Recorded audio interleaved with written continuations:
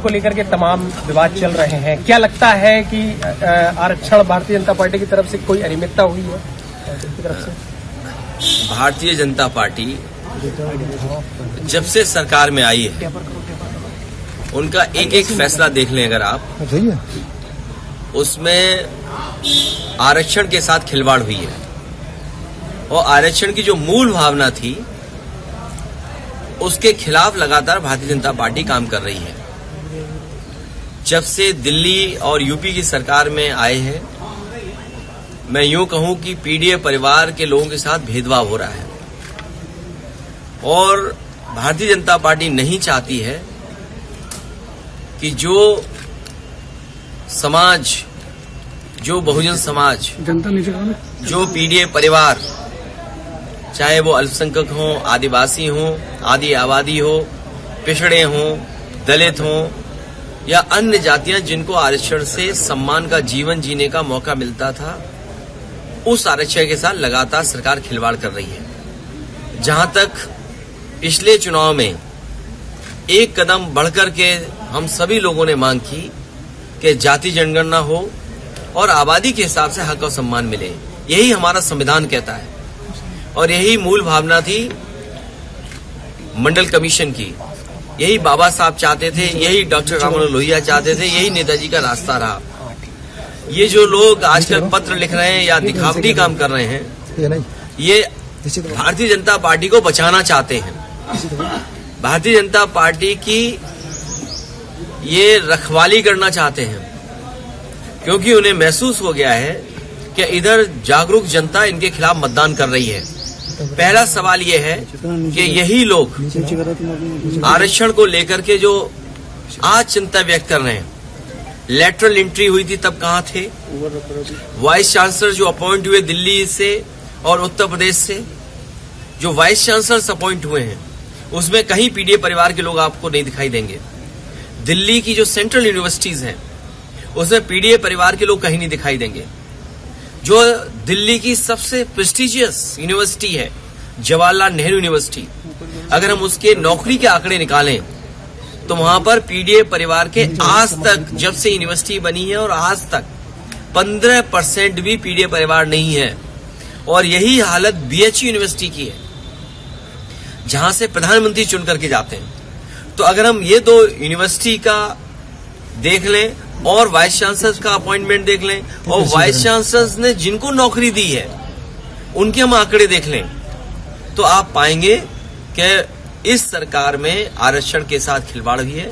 आरक्षण की मूल भावना से ये अलग हुए हैं, ये आरक्षण के पक्ष में नहीं है। अनुप्रिया पटेल ने जो लेटर लिखा उसमें उन्होंने यही सवाल खड़ा किया कि नौकरी को लेकर के, देखिए ये जो चिट्ठी पत्र या जो आरक्षण के पक्ष में आज बोल रहे हैं, ये तमाम वो लोग हैं जो भारतीय जनता पार्टी को बचाते हैं। ये उस दल को बचा रहे हैं जो दल भारतीय जनता पार्टी आरक्षण के खिलाफ है। सर, क्रिकेट में आपकी दिलचस्पी है, कल वर्ल्ड कप जीता है टीम इंडिया ने, क्या कुछ कहेंगे? मैं इंडिया की जीत के लिए बधाई देता हूं और पूरे देश के लोग इंडिया की जीत पर खुशी मना रहे हैं। कल समाजवादी पार्टी वृक्षारोपण करने जा रही है, शुरुआत किस तरह से क्या रहा है? मैं कार्यकर्ताओं को बधाई देता हूं जहां वो एक कार्यक्रम चला रहे हैं जहां वो पेड़ लगाएंगे और कह तो रहे हैं कि पीडीए पेड़ लगाएंगे, बरगद का पेड़, पीपल का पेड़, ये ऐसे पेड़ हैं जिनकी जड़ें बहुत मजबूत होती हैं। तो हमें उम्मीद है कि जहां पेड़ लगा रहे हैं वहीं समाजवादी विचारधारा को भी बहुत मजबूत बनाएंगे। सर, जिस तरह से उपचुनाव होने हैं, क्या लगता है कि गठबंधन से होगा या आप अकेले?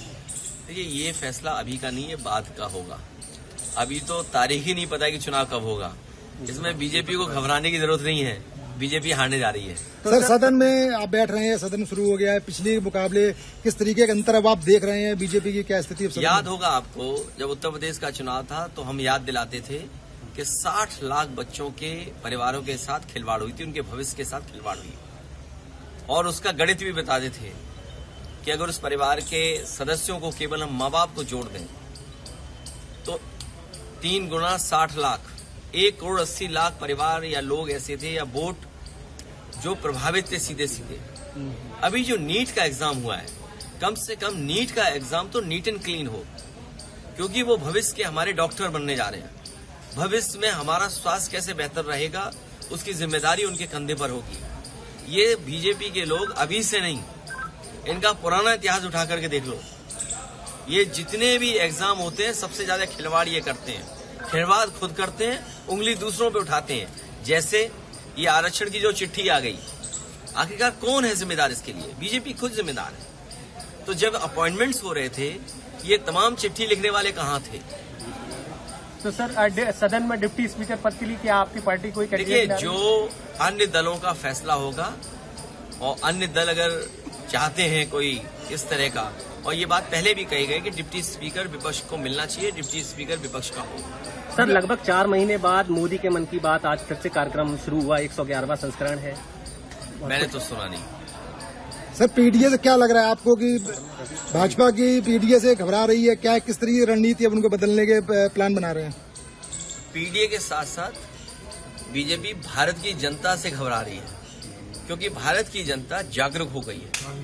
आज पढ़े लिखे लोग हैं, जागरूक लोग हैं, समझदार लोग हैं, वो अपने अधिकारों को समझते हैं और जो अधिकारों के साथ खिलवाड़ कर रहा है उनके खिलाफ वो खड़े हुए हैं। बीजेपी ने अभी तक 10 साल में सबसे ज्यादा खिलवाड़ किए उनके अधिकारों के साथ। इसीलिए बाबा साहब भीमराव अम्बेडकर जी, डॉक्टर राममनोहर लोहिया और नेताजी का जो रास्ता है उसी पे चल करके हम लोगों को ये जीत मिली है। इस जीत के लिए उत्तर प्रदेश की जनता का मैं बहुत धन्यवाद देता हूँ। उत्तर प्रदेश की समझदार जनता और वो जनता जिसने संविधान बचाने के लिए मतदान किया, हम उन्हें भरोसा दिलाते हैं कि संविधान पर कभी भी आँच आएगी तो समाजवादी लोग जनता के साथ खड़े दिखाई देंगे। सर एनडीए सरकार के मंत्री ओम प्रकाश राजभर जी, उनके विधायक जो उनका नकल माफिया में नाम आ रहा है बेदीराम जी का। अच्छा, अब सरकार को सब पता है, अब कौन से सबूत सरकार को चाहिए?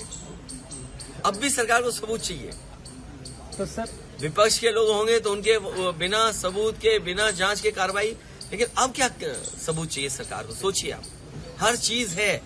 जो स्टिंग ऑपरेशन हुआ, सब बातें साफ आ रही हैं, सबने सुना है और कोई छोटा चैनल नहीं है, देश का बड़ा प्रतिष्ठित चैनल है जिसके माध्यम से लोगों को जानकारी मिली है। अगर नीट के एग्जाम में इस तरह की खिलवाड़ होगी या तमाम परीक्षाओं में जो खिलवाड़ हो रही है, अभी बच्चे आरओ वाले बैठे हैं, बताओ उनके साथ कितना बड़ा भेदभाव हुआ।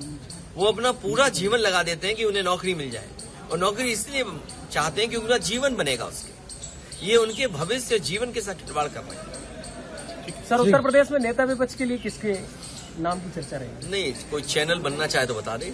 कल आपका जन्मदिन है, किस तरह से चीजें रहेंगी कल? देखिए, मैं जन्मदिन कभी मनाता नहीं और मैं अपने कार्यकर्ताओं से कहूंगा कि सादगी के साथ मनाएं। आपको जन्मदिन की बहुत बहुत शुभकामनाएं। मैं अपने प्रेस के साथियों का धन्यवाद देता हूँ।